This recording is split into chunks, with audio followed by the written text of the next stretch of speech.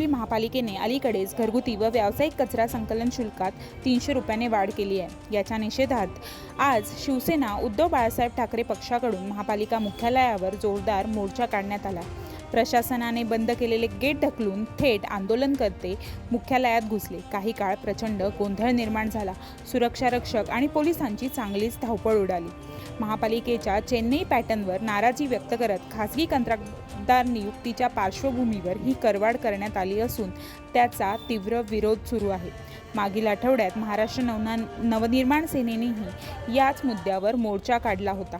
आता त्यात शिवसेनेचाही सहभाग वाढल्याने केडीएमसी प्रशासनावर दबाव अधिक वाढला आहे।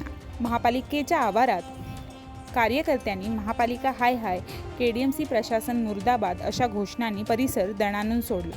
शिवसेना उद्धव बाळासाहेब ठाकरे गटाचे जिल्हा प्रमुख दीपेश म्हात्रे यांच्या नेतृत्वाखाली काढण्यात आलेल्या या मोर्चात शेकडो कार्यकर्ते सहभागी झाले होते। मुख्यालयाचे गेट बंद असतानाही कार्यकर्त्यांनी ते ढकलून आत प्रवेश केला आणि थेट आयुक्त कार्यालय गाठले। शिवसेनेच्या शिष्टमंडळाने केडीएमसी आयुक्त अभिनव गोयल यांची भेट घेऊन नागरिकांवर लादलेल्या करवाढी विरोधात निवेदन दिले। यावेळी दीपेश म्हात्रे नेमके काय म्हणाले ते आपण पाहूया।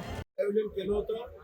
आज या मोर्चामध्ये काँग्रेस, राष्ट्रवादी याचे पदाधिकारी देखील सहभागी झाले होते।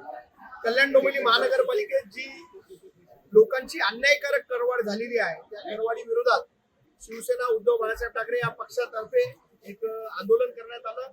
आयुक्तांना निवेदन देखील देण्यात आलं। आयुक्तांनी आम्हाला आश्वासित केलंय की ते लवकरच या करवाढी विरोधात किंवा करवाढ रद्द करण्यासाठी बैठका घेतील आणि करवाढ रद्द करण्याचा प्रयत्न करतील।